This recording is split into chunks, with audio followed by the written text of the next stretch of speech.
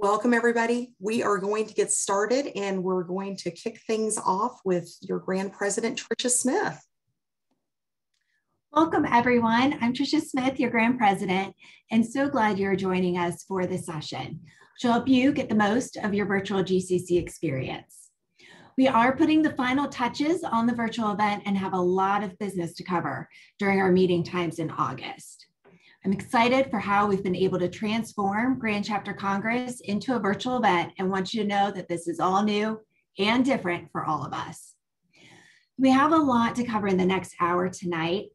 Please put your questions into the chat and we'll answer those as we go along. For tonight and Congress, to ensure that our host can recognize and distinguish questions, participants can only send messages to the host. We have enabled a live transcript that you can see at the bottom of the screen so that tonight's recording will include closed captioning. If anyone would like to remove the transcript from their screen, you can click on the live transcript button and change your settings. At this time, I'd like to introduce our team tonight. Onuka, our past Grand President and Chair of our Nominations Committee. Shanda Gray, our Associate Executive Director of Education and Events and Key Planner for our virtual conference.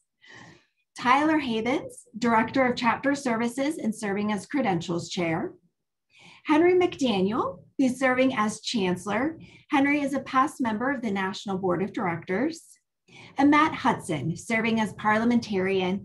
Matt is a current National Volunteer Leader. So now to get us started in sharing the highlights of our GCC schedule, I'd like to turn it back over to Shanda. Thanks, Trish. For those of you attending Grand Chapter Congress in the past, this one will be quite different. We are working hard to make sure all the business is conducted and everyone has a memorable experience. We have a lot to cover tonight, so let me just get to the business of an overall review and highlights of Congress that take place from August 5th through the 15th. So on August 5th will be our opening general session where Congress is called to order. You'll experience opening ritual. You'll hear introductions and the state of the Fraternity and Leadership Foundation. Then we'll have a number of procedural votes to approve the agenda, standing rules, prior minutes, and open and close our floor nominations. It's very important all delegates are there and actively participating.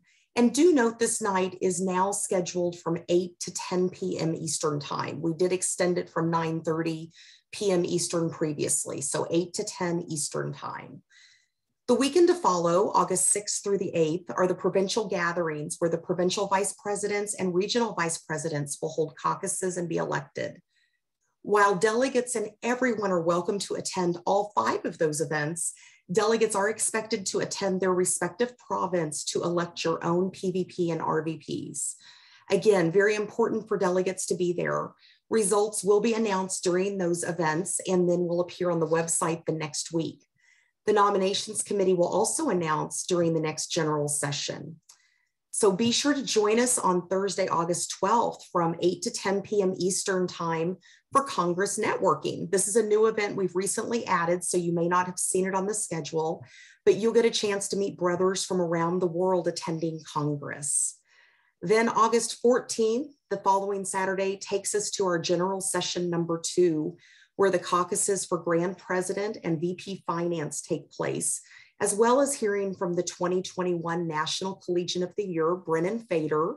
And then we move into business with the ritual proposals and special and emergency amendments. Then it's on to our grand finale day, which is General Session 3 on Sunday, August 15th, where we will elect a new Grand President and VP Finance, vote on bylaw legislation, hear from our 2020 National Collegian of the Year, Cody Vasquez, hear from our newly elected Grand President, and then they will adjourn Congress and offer closing ritual. So we got a lot going on, a lot happening, and you aren't going to want to miss it. Times and more details are on the website, and all registrants will receive emails with details leading up to the event. So delegates, be prepared and watch communications so you know when to join the meeting, as credentialing will take some time, and you're going to learn more about that shortly. We do have our Delta Sig Learn and Lead app, which will be robust with Grand Chapter Congress information and even a game to play during Congress with some really cool prizes. So be sure to sign up and actively be a part of our Delta Sig app community. So now I'm going to turn this over to your Nominations Committee Chair and past Grand President, Onuka eBay. All right, thank you, Shanda. Hello, everybody. I want to walk us through today our caucus elections and caucus nominations and elections procedures. And to make it a little bit easier to follow along, I'm going to go ahead and share my screen. All right, so first I want to talk a little bit about the Nominations Committee, which is the body designated by our bylaws to oversee the process. So some of what we do is make sure that we have qualified nominees for each grand officer position. We also oversee the campaigning and elections processes. I participate as chair of the Nominations Committee on the National Rules and Resolutions Committee. And so basically, if there are any issues not already addressed by our bylaws, policies, or standing rules, there are a number of us that would meet to figure out the best path forward. And the committee also oversees the credentialing process and resolves any disputes related to that. The members of the Nominations Committee are all Golden Council members. That means each of us has served either in an elected, appointed, or staff position for a minimum amount of time to be formally recognized by the Board of Directors as a Golden Council member. And those joining me on the team are past Grand President Kathy Janke, Avery Moore, Brittany Salazar, and Derek Williams. So at any time, any one of us will be engaging in various elements of the caucus nominations and elections processes and can answer any questions that you may have. I want to talk first about nominations. So we already have a number of people who have submitted their nominations prior to the July 1st early nominations deadline. And I want to thank those of you that are on this call. All of them have been confirmed and are currently eligible to campaign for their respective positions. We also will have floor nominees. Floor nominees are anybody that is nominated after July 1st, including up until the night of August 5th at the opening session. We'll have floor nominees accepted until 9 p.m. Eastern Time on the 5th. If you are a floor nominee, whether you submit your nomination now or on August 5th, you're not able to campaign until nominations close at 9 p.m. Eastern Time on August 5th. That's the point where you're officially confirmed as a candidate and not prior to that time. If you are thinking about running, or if you know somebody who's thinking about running, please make sure that they're getting in their nomination form early. There's no reason to wait until August 5th. And in fact, if you do wait until August 5th, there's a chance that some sort of technical process or content issue might prevent your nomination from being officially recorded and accepted. So whether you submit your nomination now, next week, or on August 5th, it's all the same. So might as well do it now. Get it in, make sure everything's set, get your confirmation from our committee, and then know that you're good to go. Campaigning, there's a whole section of our policy and procedure manual, as well as a page on our website to go into details about campaigning. So what I'm going to talk about here is just a few of the highlights. One of the things is that all candidates and their supporters must adhere to the ritual and the code of conduct in their campaigns. We want to make sure we keep everything respectful, but reflective of our principles as an organization, and professional. Candidates are responsible for the conduct of their supporters. What that means is if somebody supporting a candidate does something to violate our campaign policies, guidelines, or our ritual or code of conduct, that candidate may be issued a warning or perhaps removed from their candidacy. So it's great that everybody wants to support their various candidates, but just keep in mind, doing it in a way that's respectful and, again, following our ritual code of conduct, et cetera. You don't want to do something that ends up hurting your candidate's chance to take that office. There can be no campaigning during the Congress business sessions. Campaigning can only occur either separate of Congress or we will have caucuses specifically to create an opportunity for candidates to talk about what they'd like to do if elected. Also, in this virtual environment, we want to highlight that there are no virtual backgrounds endorsing candidates. So you can have a virtual background for a lot of things, but you can't have a vote for Shanda background as your virtual background in any of our Grand Chapter Congress sessions. There are a lot of ways that candidates can communicate with our members, but I want to make sure that our members all know that that if you are not interested in campaign communications, that you can opt out. And what we recommend is that you opt out in writing in some sort of time-stamped way, whether that's an email, a text message, or something else, so that if there's an issue, you can demonstrate at what point you made that communication and that there was something that came from that candidate after the fact. And that's where the nominations committee can step in and reach out to that candidate and have a conversation with them. The full policies and guidelines for campaigning are in policy P of the Policy and Procedures Manual on the website, as well as on the page dsp.org/candidates. And if you do have a question or concern or think you've seen a violation of any of our campaign policies, you can send an email to nominations@dsp.org. Next, let's talk about caucuses and elections. So we're first going to have our provincial and regional caucuses and elections. Those will take place on August 6th, 7th, and 8th, which is going to be between sessions of Congress. We'll actually recess after our opening session and reconvene a week later on the 14th. But in between there, each of the 5 provinces will have their own meeting where they'll have caucuses and elections.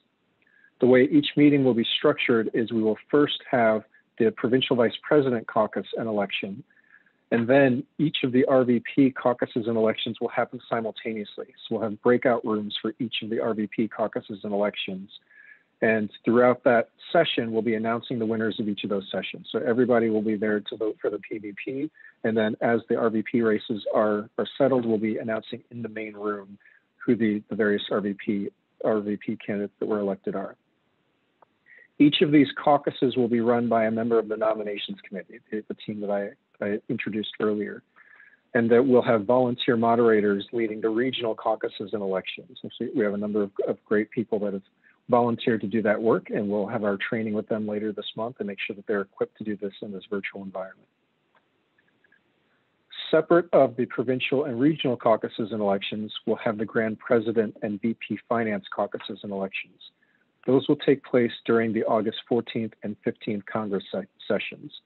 On the 14th, we'll have the caucuses for Grand President and then VP Finance. And then on the 15th, we'll have the elections for both of those in that same order, first Grand President and then VP Finance.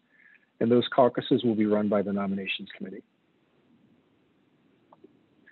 I want to also highlight some important considerations. One is be prepared. Whether you're a delegate or not, take the time to know who your candidates are. We've got information on the website from their nomination forms.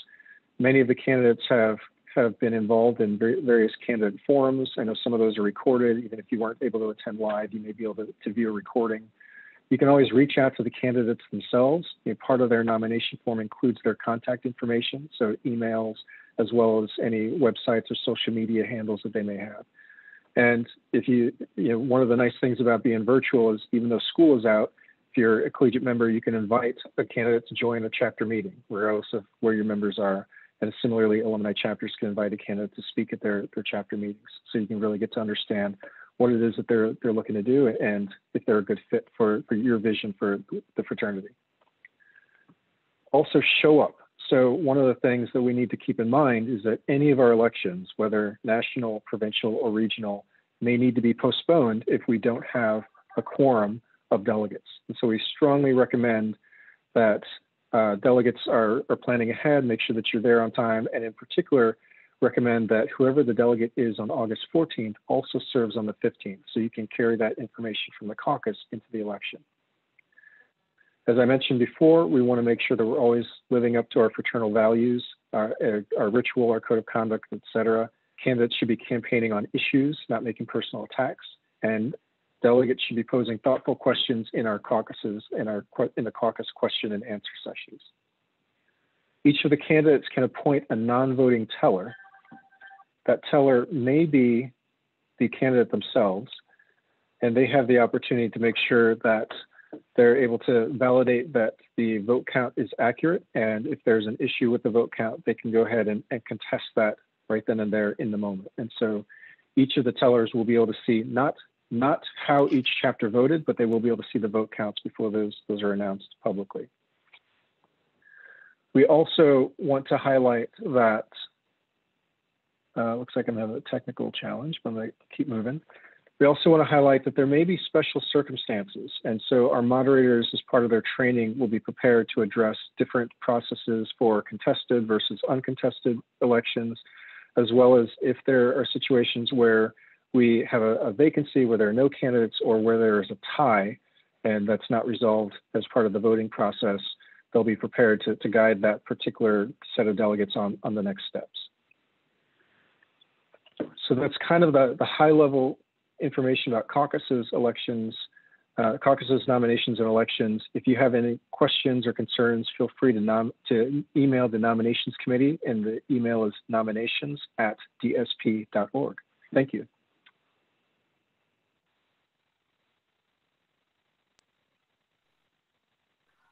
All right, thanks, Nuke.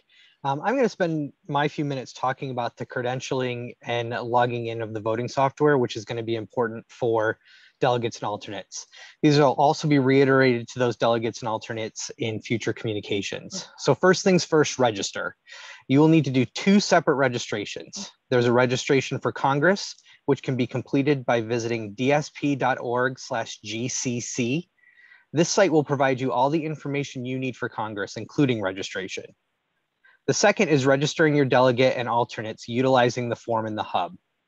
Please make sure to coordinate with your members. Please make sure to coordinate with your members who will actually be serving as the delegate on the given day. As Nuke said, we want to make sure that everyone is informed and carrying over. Please don't register someone just for the sake of having someone registered. If you have registered someone already for Congress and/or as a delegate who is not planning on being there, please reach out to us to cancel those registrations. If you need assistance, please feel free to email hub@dsp.org and our team will help you out.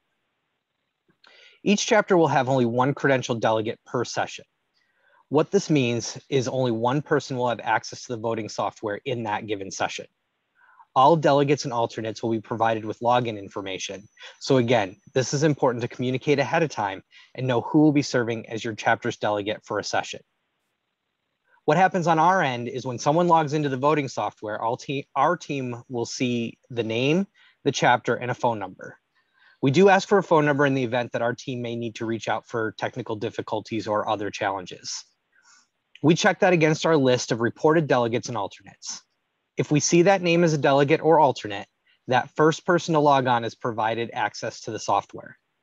That will be the only person for your chapter who will have access to vote. If a second person from your chapter logs onto the voting software after the session has begun, our team will not switch the delegate. Credentialing times for each session will begin approximately 45 minutes prior to the start of each session. This allows our team ample time to credential everyone in the session can start on time. So be early.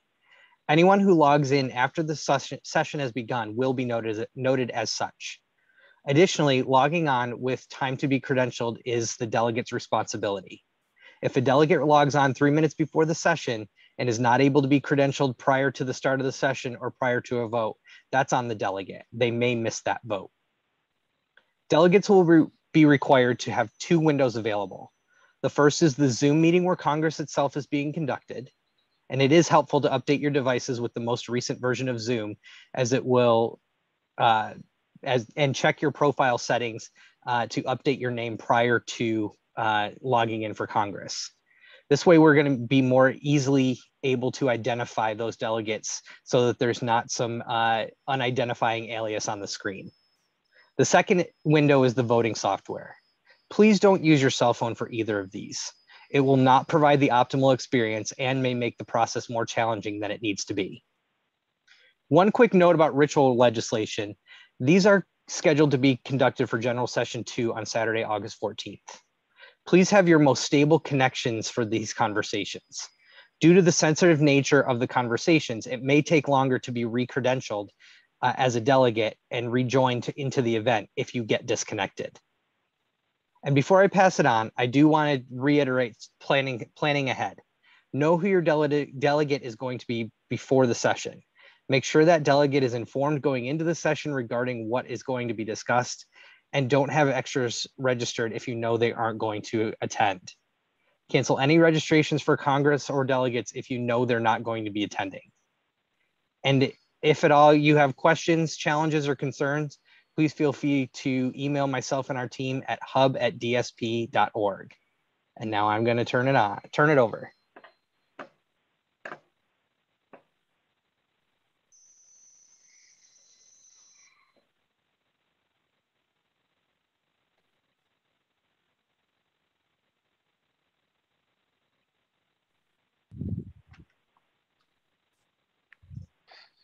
Good evening, brothers. My name is Henry McDaniel, and I'll be serving as your Chancellor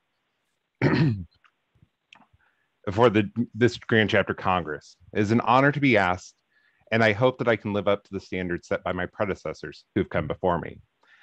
As I look forward to leading our business meeting in August, I can't ignore the unusual circumstances, the manner in which this particular Congress is being held. In normal circumstances, Congress can be a challenging event for our leaders and delegates as we work in harmony to transact the business that comes before us. Being virtual this year gives us an entirely new set of challenges I don't think any of us could have imagined we'd be facing. I want to reassure that all members and delegates that our national leadership team, staff, Matt Hudson as your parliamentarian, and myself are working to make this Congress as smooth as possible. On behalf of all those working behind the scenes to make this GCC happen, I ask that all brothers have patience and understanding. This is the first virtual Grand Chapter Congress we have ever had, and no matter how much planning we do, I'm sure there will be unforeseen challenges we have never faced before.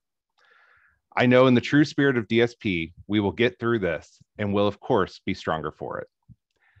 As we start tonight, I also want to take a moment and let Matt Hudson, or introduce Brother Matt Hudson, who will be serving as your parliamentarian for this Congress. Matt and I will work together to make sure our business meetings are transacted as smooth as possible. Tonight, our presentation is a brief overview of how the business will be conducted during Grand Chapter. This isn't meant to cover every possible outcome, but rather to create a foundation so that delegates and attendees will understand the basics of how Grand Chapter Congress business sessions will be conducted and give delegates and attendees the resources to find answers to questions they may have before and during Grand Chapter.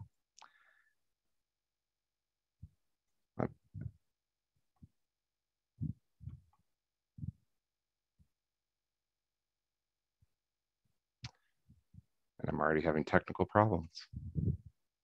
One sec, here we go.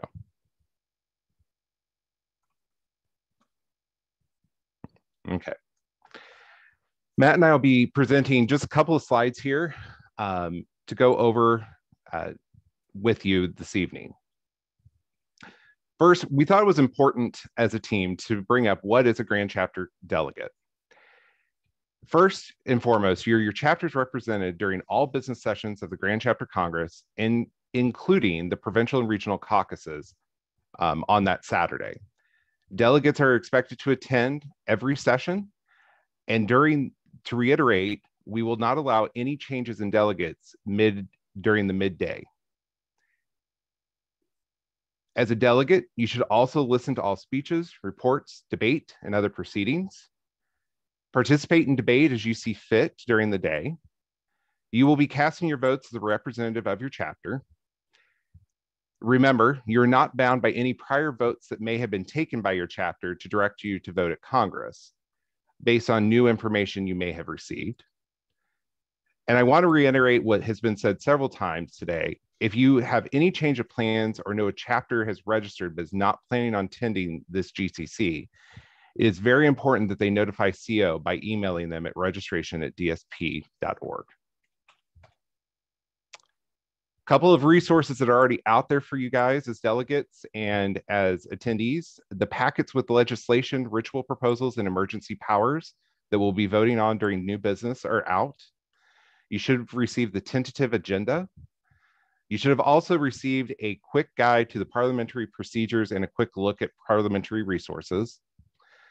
The published 2019 Grand Chapter Congress minutes, a link to the ritual, national bylaws and policy and procedures, the candidates beacon. If any of the delegates have not received this, you need to email registration@dsp.org to get those items.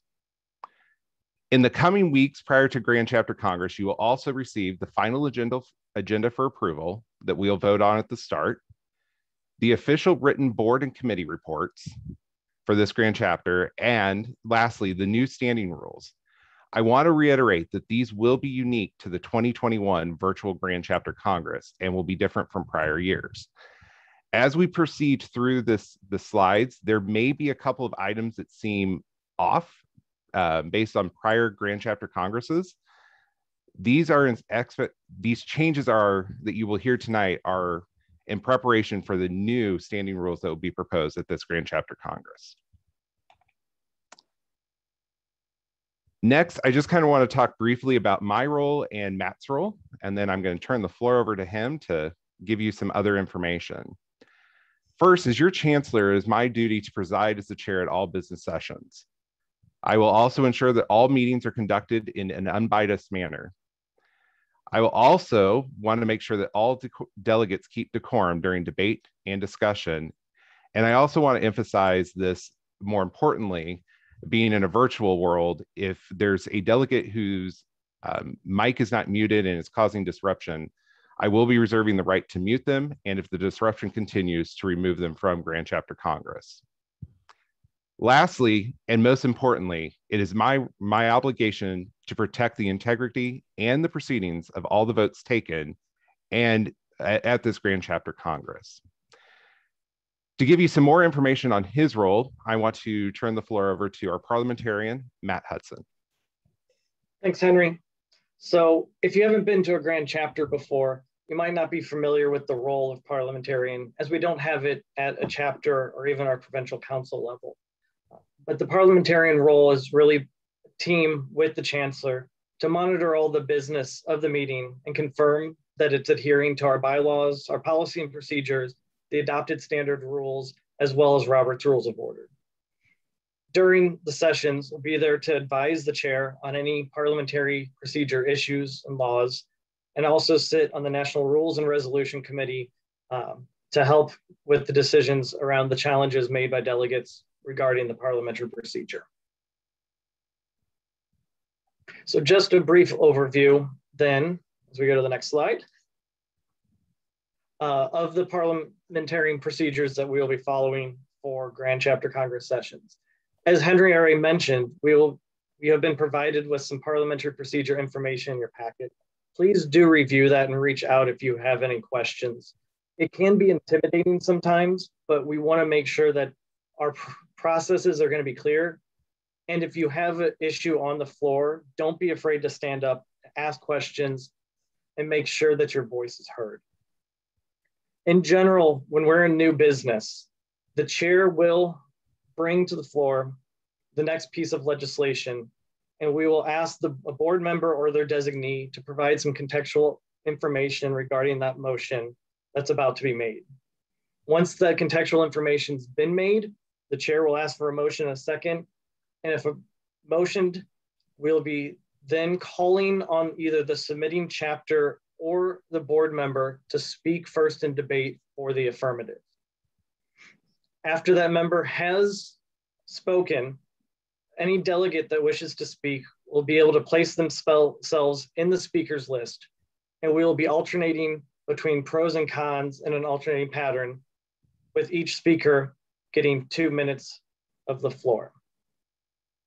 Per standing rules, debate will last for 15 minutes, and we'll have the ability to extend debate on any motion for additional 10-minute periods. Debate will end if a motion to call the previous question is moved, seconded, and approved by the Assembly, there's no further delegates that are on the speakers list, or the given debate time has elapsed.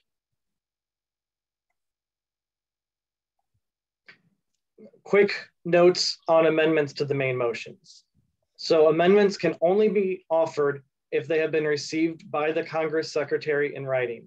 That'll be amendments at dsp.org. Amendments will be moved when the chair recognizes the delegate on the floor, and any debate on amendments will be included in the time allotted to the main motion.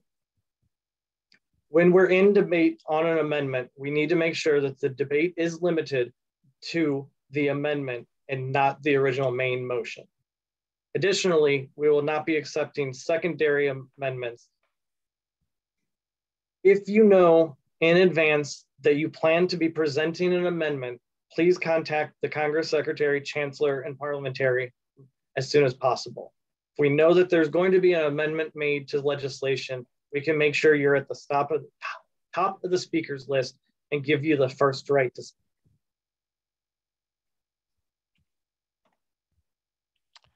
Thank you, Matt. One of the things I did want to cover this evening was just what the expectations during debate and its decorum. First off, during debate and discussion, each delegate will be called on by myself as the chair and speak in the order in which they appear in the speaker's queue. This queue will be, just for everyone's information, should be part of the software that you'll be voting from. If for some reason that does break down, we will have a backup plan to have at Congress. Delegates should keep remarks to the merits of the motion that is on the floor. No adverse comments regarding any brothers, either individually or a group, will be tolerated. All questions should be directed to the chair, who will address if the question is in order, provide the necessary context, or request a response from another member, excuse me. The chair will also have the ability to mute any delegate or guest being disruptive to the proceedings. If the chair believes this disruption is excessive, the person will be removed from the virtual meeting at the chair's discretion. Due to the virtual aspect of GCC, it's encouraged that all of our delegates have their cameras on. The chair reserves the right to request that a delegate turn their camera on during their time speaking during the debate and discussion. So just to reiterate and kind of clarify that, we are asking that you turn your cameras on. It's not a requirement, but I do reserve the right as the chair, just to make sure the integrity of debate and the process is being upheld, to turn the cameras on when you are speaking and have the floor during debate. Real quick, just for new business and what we'll be discussing, the order of new business will be approved at the start of Grand Chapter Congress as one of our kind of procedural votes. The current proposed order will be the votes to sustain or reject the emergency powers that have been taken by the board. Just so everyone knows, it has been we have determined that if the emergency power would pertain to ritual, we will require a 3/4 majority to sustain it. If it's pertaining to any of the bylaws, it will require a 2/3 majority to sustain. We will also go over the ritual proposals that will take a 3/4 majority to approve, and the bylaw proposals will be last and will take a 2/3 majority to approve. Lastly, just with the unique nature of this Grand Chapter Congress, I wanted to take a time and just put out there what you should have readily available during Grand Chapter this year. So for your business needs, as far as the meeting, you'll need the 3 packets of legislation that have been provided to the delegates for legislation, ritual proposals, and the emergency powers. Recommended you have that Parliamentary Procedures and quick reference guide handy. You will need the standing rules to refer to. Those will be sent out, like I said, prior to opening of Grand Chapter. That final agenda, so you can follow along with the meeting and know what's up next. The official written board and committee reports for reference. Your 2019 Grand Chapter minutes. You should have a link to the ritual, the bylaws, and the policy and procedures. And lastly, that candidate beacon, so you can reference the nominees throughout Congress. On the technology side, you need to have a camera or computer with a camera and a microphone. I feel silly saying that, but we felt it important to call out. You will also need the ability to access Zoom meetings, and as already been said, make sure it is to the updated version. If you're not in private, we recommend that you use headphones, especially when we start talking about ritual. You should have a stable internet connection. No action can be invalidated during Congress due to a delegate having a poor internet connectivity. and we will not stop Congress just based on a delegate not being able to continue and because their internet is not adequate. And I will reiterate, I need to change this, and I apologize, I just caught my mistake here. We do not recommend using the voting software on your phone. We recommend having 2 screens with your computer, so you can have the voting software on one screen and Congress proceedings on the other. On personal needs, make sure you have some water handy, some snacks, and appropriate meals. And why we're pointing this out is our Congress schedule is very rigorous this year. We will allow for a couple of breaks during each day, but there is no plan to really break for a long lunch period at any point during Congress, just so we can get through the entire agenda in a condensed amount of time. Lastly, I wanted to put up in front of everybody just contact information, which has been presented at different times during this event this evening. One I will call out is testimonials. As normal, we will receive testimonials. They must be submitted by August 12th at 5 p.m. Eastern to be part of the official record of Congress. However, we will not be allowing testimonials to be read from the floor this year. If you need to contact the secretary, the parliamentarian, or myself, there's the amendments address for us directly, and then the rest of the email addresses for your leadership team for Grand Chapter Congress. I want to thank everybody for attending this evening, and I believe I'm turning this back over to Shanda for closing. Great. Thank you, Henry. So a couple questions have come in about attire. So let's address that quickly. At this point in time, it's our intent to publish to everybody that delegates should be business casual or better. Oftentimes at Congress, there are days that are professional attire, but for this virtual environment, we are saying business casual or better. That's not to say that you can't wear professional if you would like. I know that our Congress team and many of the candidates will be in professional attire at various times throughout Congress. So hopefully that answers that. And we will put more information about that in upcoming communications. So do keep an eye on that. We have a few minutes. If anyone does have additional questions, the chat is set up where you can send it to me or to other hosts and co-hosts. So feel free to do that. In fact, it may be easier if you send it to me if you have a question, and I can ask it, and we will get someone on our panel here to answer that for us. So I'm going to give it just a moment to see if anyone has a question, or anyone else on the team. Have you received a question through chat that needs to be addressed? Here's one. Will CMP credit for Congress be counted based on time attendance? If one person misses a virtual session, will it be a loss to CMP? Or if someone is late? Tyler, do you want to address this to the best of your ability, realizing we may need to provide more details later? Yeah, sure. To the best of my ability, it will definitely be up to the discretion of the PVP.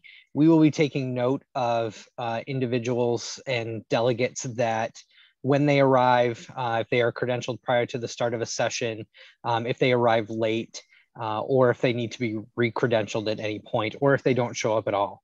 And so other than that, it will be business as usual when it comes to CMP, in that all delegates and chapters are expected to be at every session of Congress. There could be implications, again, up to the discretion of the PVP. Great, thank you, Tyler. And hopefully that answers some questions for people that were asking.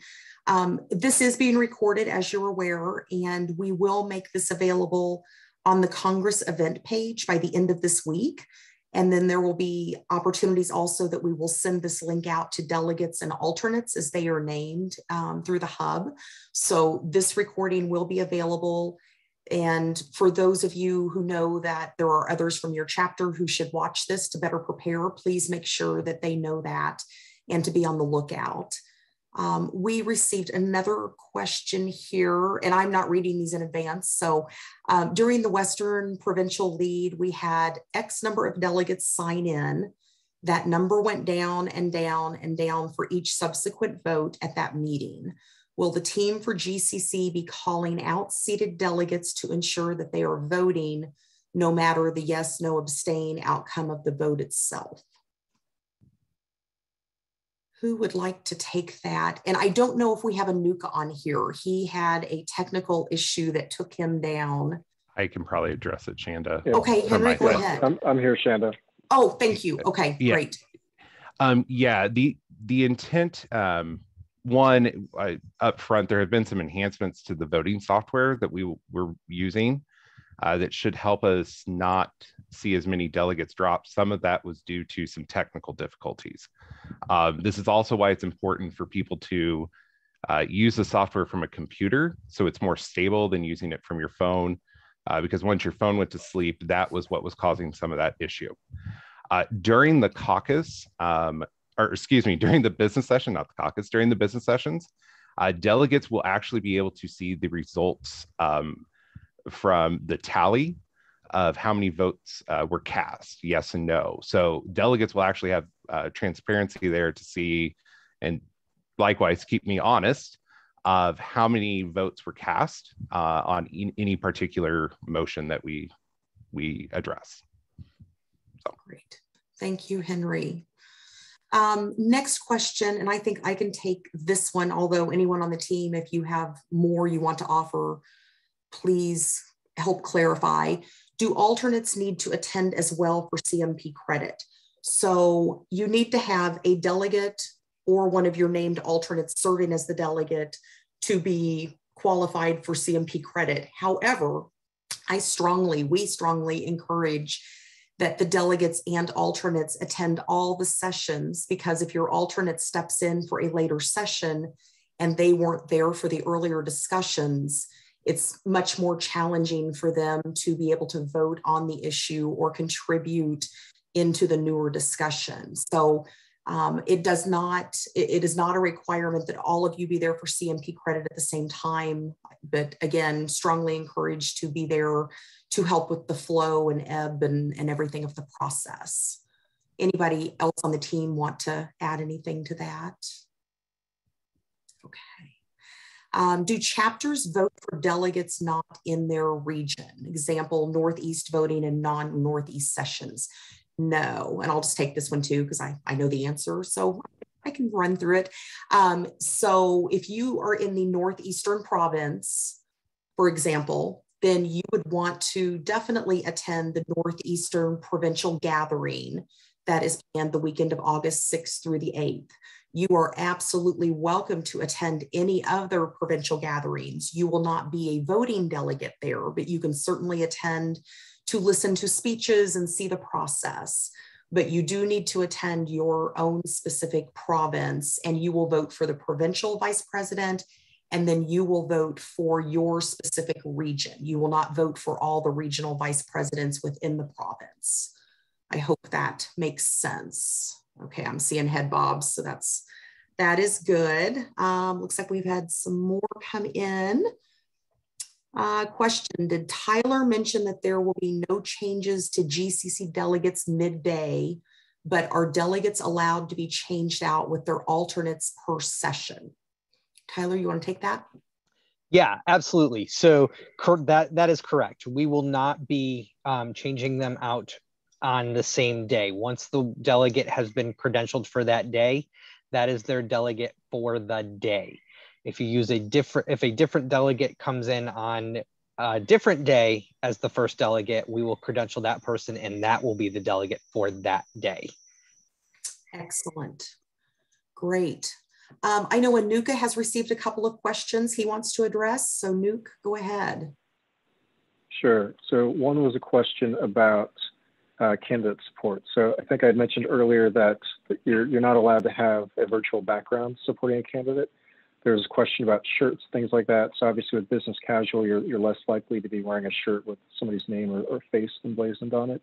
But what is permitted is something that's roughly a name tag sized, a sticker or ribbon, a badge, but something that the goal is for it to be subtle. So the goal is not something that's distracting from the business sessions or from the other sessions of Congress, but that but if there's something that's kind of fits in that name tag size, that is permitted.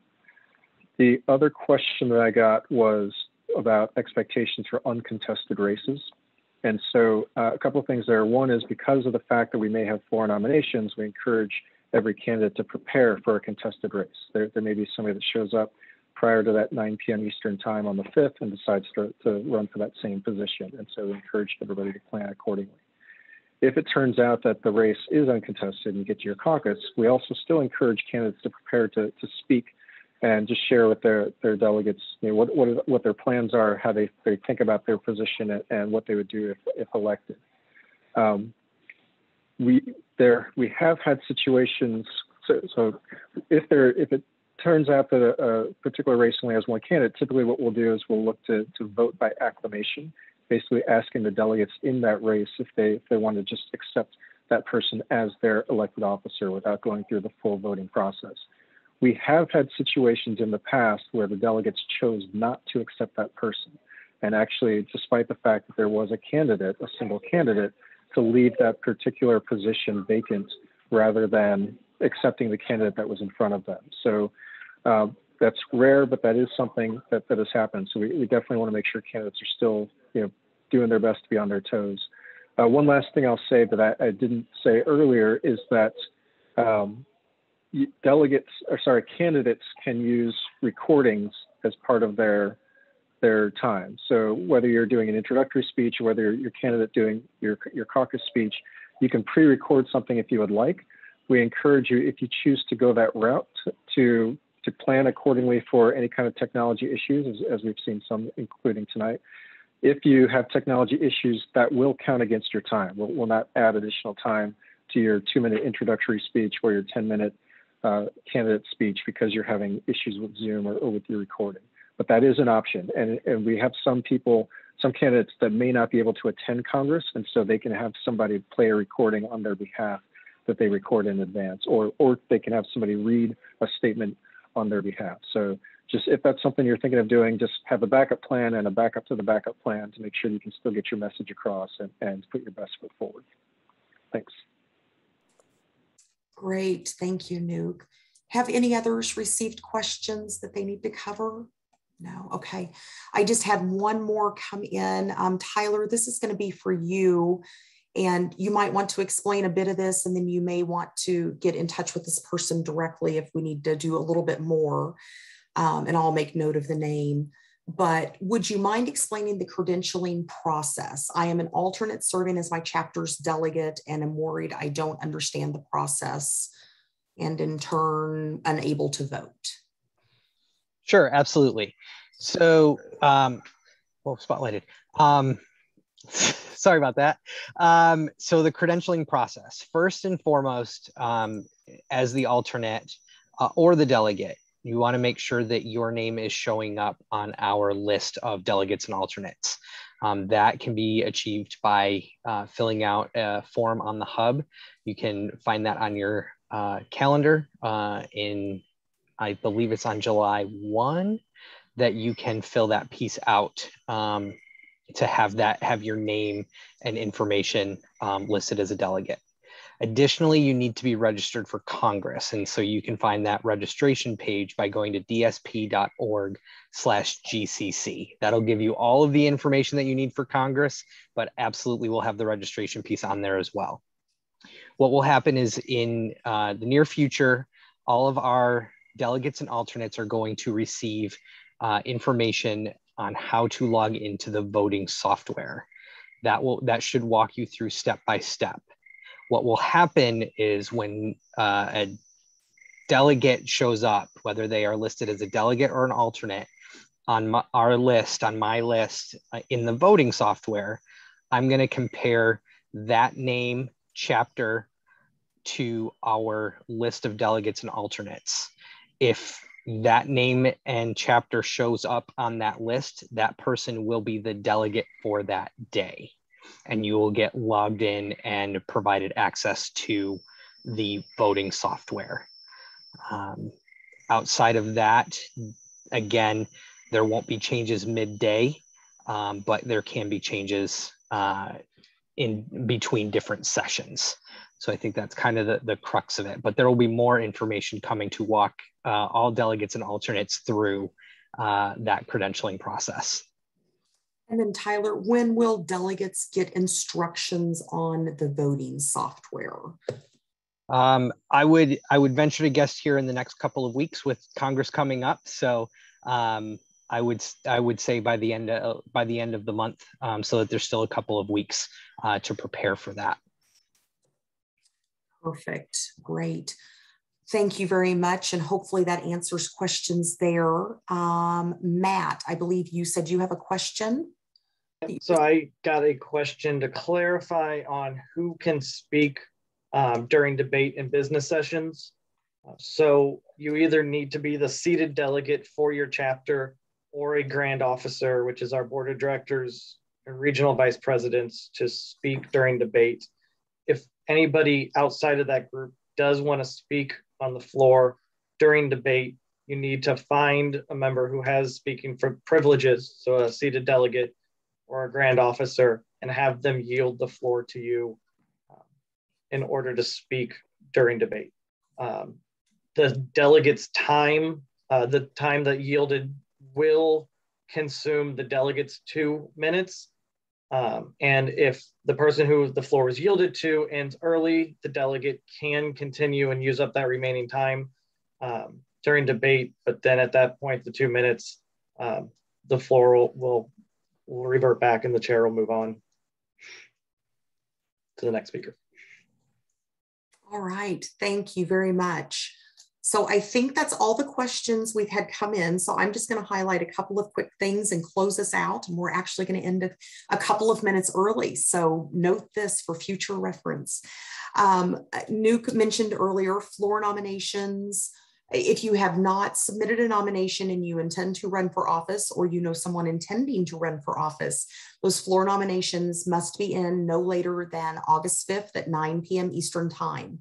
Sooner is better, because we will get information out there and make it available to delegates and others to review. So don't wait to the last second, because if your send button breaks or your power goes out, that may be an issue. Testimonials were noted earlier. Those will be due by August 12th at 5 p.m. The form for that will be on the app once we release that. So you'll have plenty of time to submit those, but you could start working on your testimonials now if you wish to submit anything. And be sure and go set up the Learn and Lead app if you're not already an active participant in that. And what will happen, you can set that up now, be a part of the community. And once you have registered for Congress and we make the app live at the end of July, we will put all Congress registrants into the app and you will have access to all of the Congress buttons and features. So that will be coming to you soon. Nuke has one more thing on floor nominations. So go ahead, Nuke. Sure. So as you said, the floor nominations will be open until 9 p.m. on the 5th. But part of our process is when any of the nominations come in, we've got to validate them. So if you submit your nomination at 8:59 Eastern, it's unlikely that, because we'll be in the meeting, we'll be able to stop, read through it, verify that your eligibility, read through your platform statement, make sure that everything's in order, and all in 1 minute. And so again, that's when we're closing nominations. But if you're thinking of running, get it in as soon as possible. In fact, well before August 5th would be ideal, so that we make sure we have that time to validate it. And if there's an issue or a question, to reach out to you, get that settled, and make sure that you're formally placed in nomination. Perfect, thank you. Another question just popped in. Is it mandatory to use the app? It is not mandatory, but there will be some features on there that will make it much easier as a Congress registrant to look through information, find resources, find tools. If you want to play the GCC game, it is an app-only feature that we're building in the app with the app software. So there are some features that only the app would have, but in terms of the business, the legislation, the ritual, all of those items will be accessible through the website as well. So hopefully that answers that. I think that covers everything we had planned for this evening and a bit more. So thank you to the Congress team. I'm glad that many of you were on this call tonight so that everyone could meet you. Thank you for all the participants who joined tonight, whether you're a delegate, an alternate, a first-time attendee, a long-time attendee. This is definitely going to be a Congress to remember. We will have this recording up on the website by end of this week, so watch for that.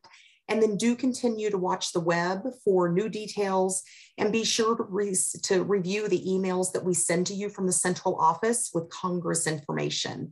We're going to keep you updated and try to keep you on top of everything. But if you have questions, you were given a lot of email addresses you can use, or you can always reach out to any of us individually, and we'll be happy to help you or get you to the person that can. So with that, I bid everybody a farewell tonight. We will see you very soon for Grand Chapter Congress or other activities happening before then. Thanks, everybody.